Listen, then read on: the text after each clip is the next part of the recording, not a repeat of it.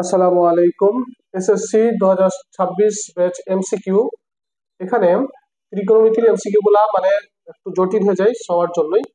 তো এদিকে যদি কারো যদি প্রয়োজন হয় অবশ্যই খেয়াল করবে।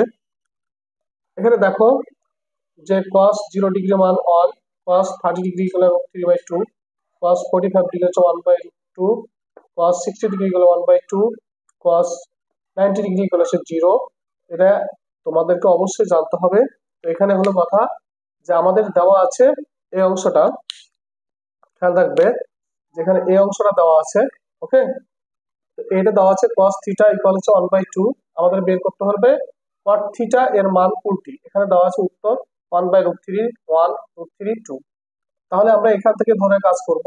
যেমন ধরো এখানে cos 1/2, তাহলে cos 1/2 এর মান কত? এখানে দেখো 1/2 এর মান হচ্ছে দেখো 60 ডিগ্রি। তাহলে cos থিটা ইকুয়াল হচ্ছে cos 60 ডিগ্রি। ওকে, এখন দুই দিক থেকে কি বাদ? cos cos বাদ, তাহলে থিটা ইকুয়াল কত হলো? 60। আর থিটা ইকুয়াল যদি 60 হয় তাহলে আমরা এই জাতীয় মানটা বসে দিই।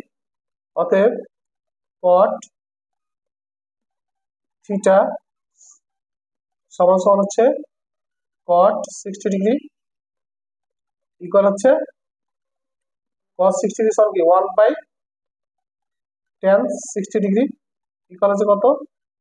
1/cot tan 60 ডিগ্রি মান কত? √3। এটা তোমাদেরকে জানতে হবে। এই যে, ঠিক আছে, তাহলে অ্যান্সার হবে এটা।